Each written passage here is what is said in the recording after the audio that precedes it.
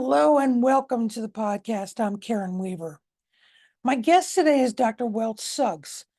Welch is an associate professor in media at the University of Georgia. Welch and his colleagues had a study published in spring of 2024 with the journal Research in Higher Education that may be of interest for university leaders to consider. Simply speaking, adding a college football team may not be the enrollment panacea once believed.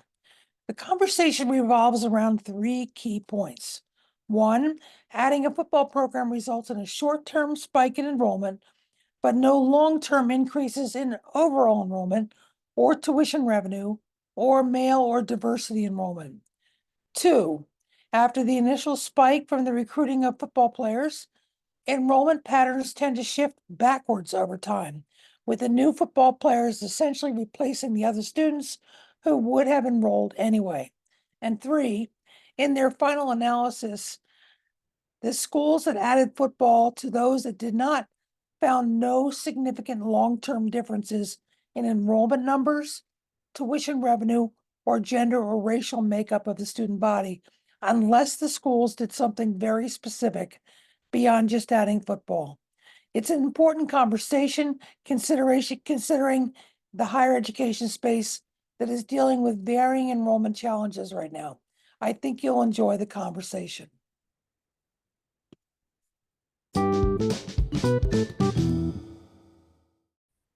Hey, Welch, welcome back to the podcast. So glad to have you.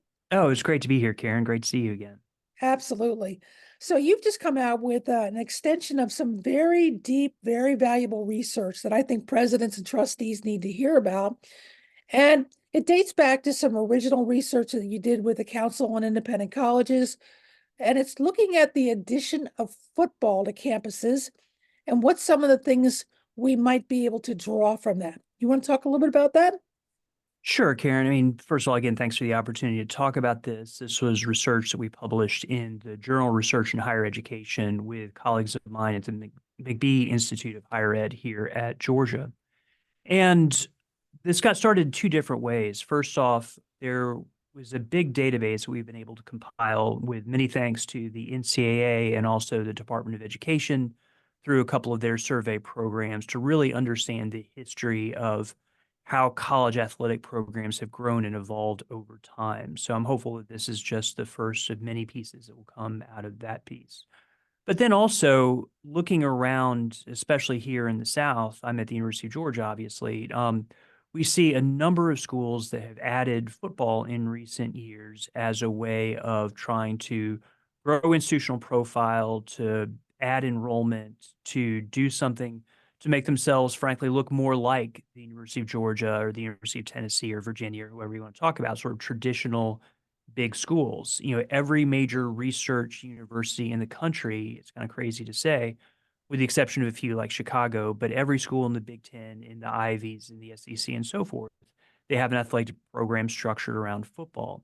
So it's not really a surprise that the Georgia States and the Kennesaw States and Berry College and LaGrange College and Old Dominion University have said, hey, we want to look more like these schools. And hey, maybe adding 100 football players is going to be a great way for us to shore up our enrollment moving forward.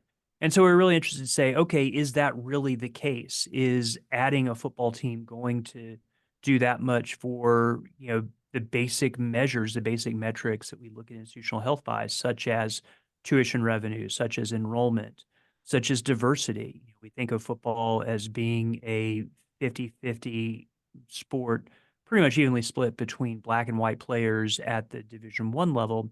Could that be a source of diversity coming into these other schools? So those are the sorts of questions that we wanted to ask and assumptions that we really wanted to test going forward.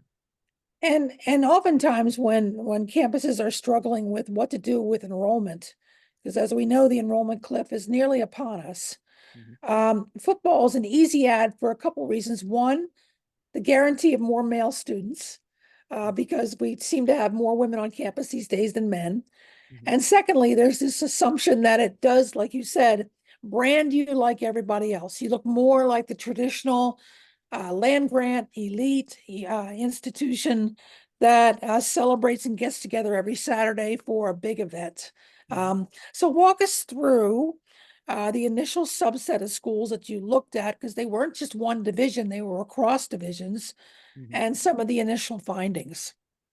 Sure. So the original iteration of this project was something we did for the Council of Independent Colleges, which, as you know, is a group for colleges that are private, that are generally not large research universities. I went to Rhodes in Memphis undergrad, and so many of them are very much like that. And with that sample, what we found, first analytically, using this technique called difference in difference modeling, was that there just didn't seem to be any kind of long-term impact. You would see a short-term spike in enrollment and male enrollment, but that it kind of chilled out over time. And this was really kind of counter to all of our assumptions, because you think that, yeah, you're going to take this school that, say, has 1,700 students, you add 120 football players, and then you've got a school of 1,820 students going forward.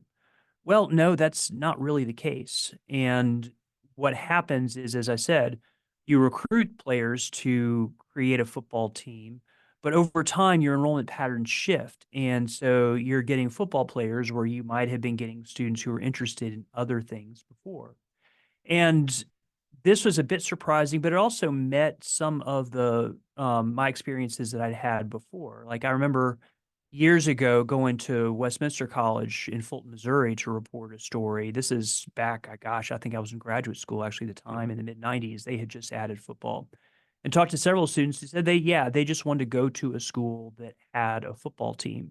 That was sort of important, not because they played, but they liked watching the sport and they wanted to have the vitality of a weekend.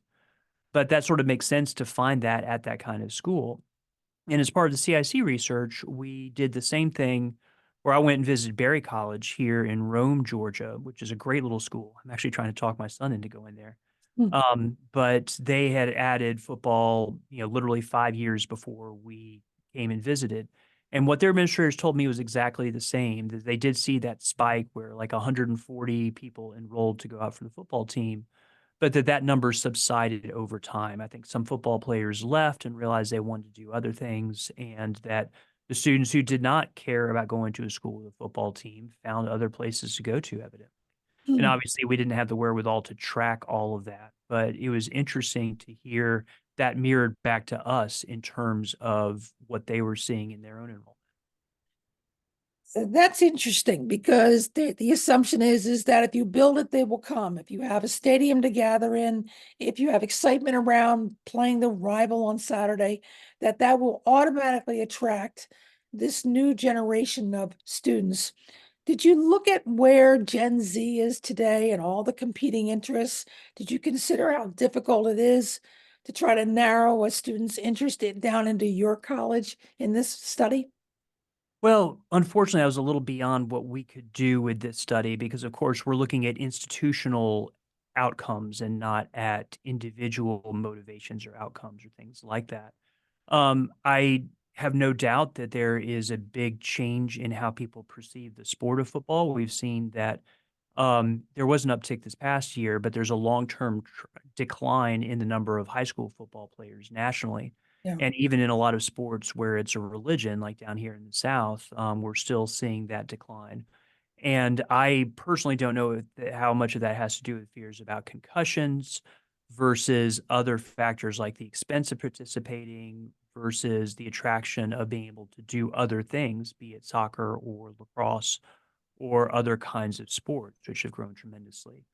But just to kind of wrap it back up, what we wanted to do after that CIC study was to test this more broadly. So back to your original point, Mhm. we did a much broader analysis and compared 36 schools that had added football that had remained in the NCAA over a period of time in our sample, which was basically 2000 to 2020 in very round numbers, and compare those to schools that never added the sport. And so this would include all those places like Old Dominion and Kennesaw State, as well as the small colleges that added football, like Hendrix or Barry or LaGrange or wherever. And we really found the same thing, that there is a short term spike in enrollment, but there is no long-term trend in tuition revenue per capita or male enrollment. We're not seeing a rebalancing of male and female student bodies or in Black male enrollment sport. Hmm. And so what we really see is it's as close as if you could have come to modeling what would have happened at Hendrix had they not added football. And the answer seems to be, unless there was something very specific that they did along with adding football, that there really just wasn't a long-term impact. So you just bought a whole bunch of helmets and built a stadium and added all the other accoutrements. And in terms of just the raw numbers of students showing up and tuition dollars showing up, it doesn't appear to make a difference. It's really fascinating. It's really fascinating because, as we both know, football is a very expensive sport and continues to innovate and require even more money just to keep up, let alone more money to remain highly competitive. Mhm. We know there have been other arguments out there about why football is a good ad for a school. Can you share with us some of those arguments? Sure. I think a lot of people have seen that it is a ticket to what, in the scholar literature, we would call institutional isomorphism of schools doing what it takes to look like more successful rivals. So, again, if you take a school that had been a commuter school that wants to look more like a flagship traditional residential college, then adding a football and adding all the events that come around that on a Saturday would intuitively seem to make sense. Again, just back at Barry, I was there for a football game, and they have this adorable stadium of like 5,000 students or 5,000 seats that was pretty full, even though it was, I think, their fall break weekend. But they had a band and they had a little bitty tailgating scene. So it was kind of a microcosm of what you would see at a UGA, although actually their campus is dry. So it's the tailgating scene does not look exactly like what it looks like here. But also, I think that there are a lot of people who think that football, and my mentor, the late Doug Toma, formerly of UPenn, wrote about this a lot about how football occupies this sort of outsized cultural valence at a school. And you can look at the business that gets done at football games in the suites and in the president's box and things like that.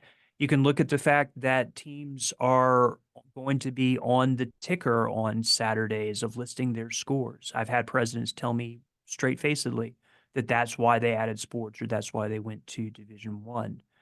And the question is going to be, and I think really the pressing issue, as you alluded to earlier, is that a lot of schools are looking down the barrel of a drastically smaller student recruitment pool coming in the next few years. My son, I mentioned earlier, is in the high school class of 2027.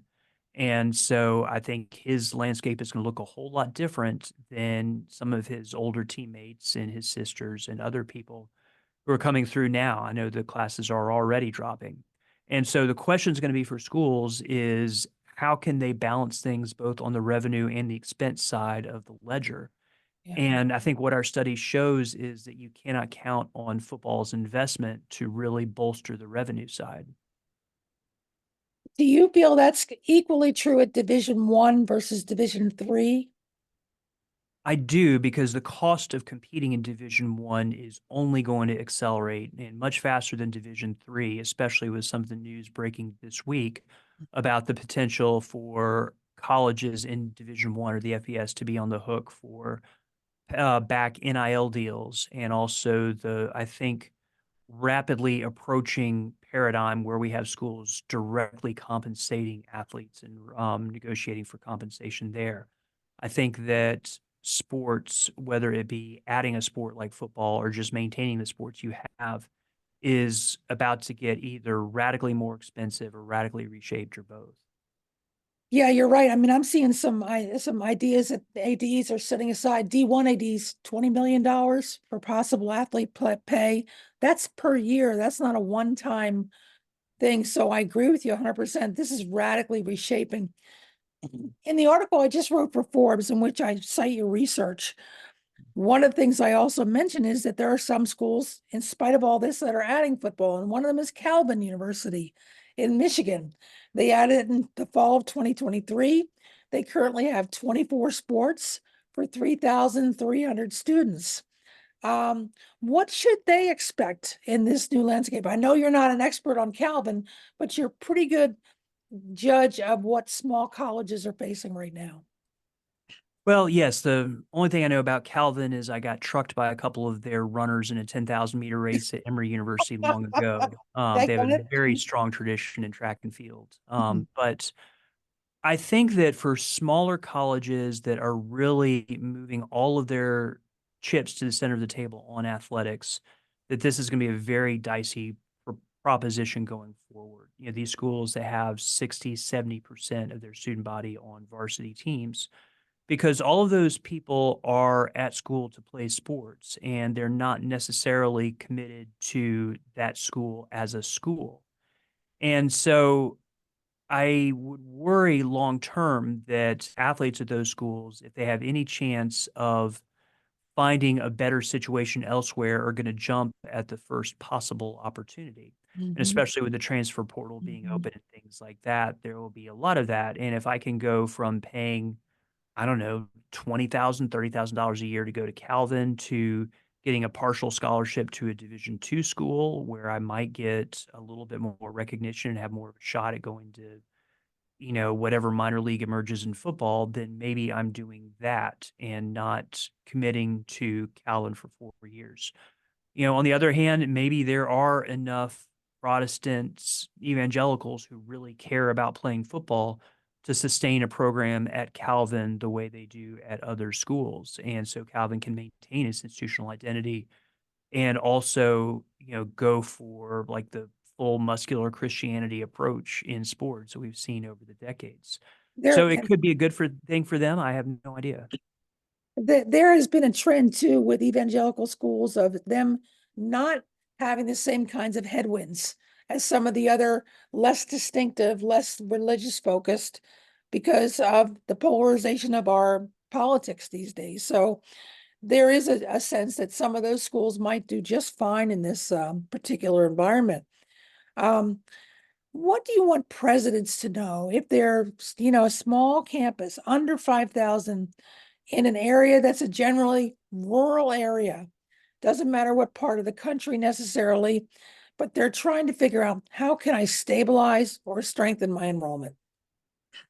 Well, I think first of all, they need to think about what the identity of their college is. Back to what you were saying before, is how are sports compatible with that, and how do they reinforce the academic programs, the institutional mission, the other things that they want to do? So that's, I think, part number one. Yeah. Part number two that I think is much more important is they need to really look rigorously at their athletic department personnel, at their coaches. You know, coaches can be the best recruiters on campus. You know, I'm still in touch with my college coach 30 years later, and Mhm. they can, you know, recruit people and build a community that really lasts across generations. And that's an incredible talent. That's something that is a great legacy for many coaches, especially on these kinds of campuses where you've been and where I've been. Sure. Um, and it all depends on what sport we're talking about. Maybe it's a great baseball program, maybe it's a great hockey program. But I think they need to be looking at those coaches and saying, okay, how good is this person really at not just recruiting, but retaining students? Are our students Yeah. growing in programs? And we really need to be looking at outcomes much more robustly and then rewarding and incentivizing coaches to create those communities, to create those teams where people want to stick around and be part of them over time. And is that purely winning? No, I don't think so. I think that has much more to do with people feeling like they're part of something bigger than themselves. I remember there was a longtime head coach, and I'm forgetting his name, at St. John's College in Minnesota. He must have been the head coach for 40 years. And there was an allegiance to that campus from his players, from the alumni, local media just loved him. So Mhm. there is kind of a spiritual connection with somebody who's that long serving. That's John Gagliardi, yeah. Thank you. Yes, John Gavler. So, but today we don't see coaches coming in thinking that way. They think that they're going to be fired if they don't win. They think that NIL is going to come and get them. In this new world, adding a sport that doesn't have a history or a culture, how can presidents help those important employees think about this new landscape? Sure. Well, I think there's a couple of different things going on there. First, you know, I love to dunk on the NCAA as much as the next person, but that ad campaign they had a few years ago about most of us going pro in something Yeah. like sports, I think is real. And it is true for the vast majority of folks who are there on those campuses. But I think also the notion of an athletic scholarship is really dangerous and really kind of pernicious. And so I'm kind of sneaking up to answering the bigger question that you asked. But I think that they need to emphasize that being a college athlete, and they really need to tout this, I think, and be much more explicit about this. It does teach all of these incredible life lessons of, what we now call soft skills or non-cognitive skills that are really sought after and valued by employers. And I think they need to sell athletics in terms of the long-term life benefits it's going to provide, and not just the idea, of, okay, I'm going to sign this piece of paper on signing day, and I'm going to celebrate the fact that I'm going to this college and think of the recruitment process as sort of the end of the journey. You're not going to go pro, but first off, let's think about, are there ways that you can maximize your experience as an athlete beyond just competitiveness, to think about, okay, are you in a position to be successful with NIL? Are you in a situation where you could be working a training camp in, you know, uh, somewhere down the Olentangy River in Ohio or something like that, where you can have the Karen Weaver or the whoever, camp that could bring you in some money and give you some management experience and stuff like that. And then also emphasize the teamwork and the soft skills that you gain and everything else that's part of that college athletic experience. Because, you and I both know that there are athletes who have tremendously valuable experience every Yeah. day on their campuses that has nothing to do with going pro. I have them, we have a young woman graduating next week who is a golfer here for 4 years and also did our program and is going to go off and do great things. But most of them are not going to involve golf, kind of going forward, at least not at the competitive level.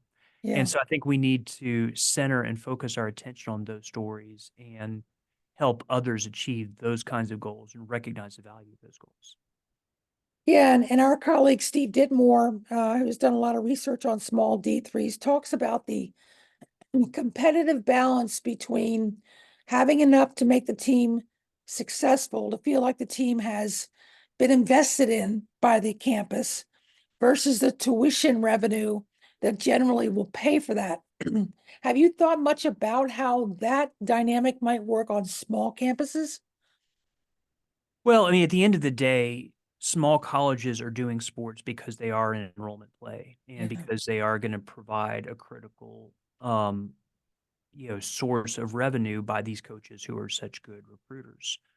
And I just think that schools need to be careful about not overtaxing and overemphasizing the recruiting part and focus much more on the retention part. But again, I think for coaches at those small colleges, I think the much more difficult thing is going to come with one part that's not being talked about a lot with the enrollment cliff is that the largest dips in the college going population are going to be in middle and upper class, white families. And there's just gonna be a lot fewer full pay students, I think, that are gonna be in the pool. And so it's gonna be much, much more difficult for the smaller colleges that are not truly elite, like the Amhersts and the Williamses, to be able to recruit a diverse population of athletes who are going to be able to provide enough revenue for those schools to stay open.